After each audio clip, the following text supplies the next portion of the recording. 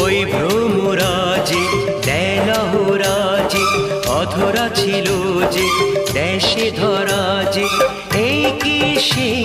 স্বপ্নের ওই ফাগুন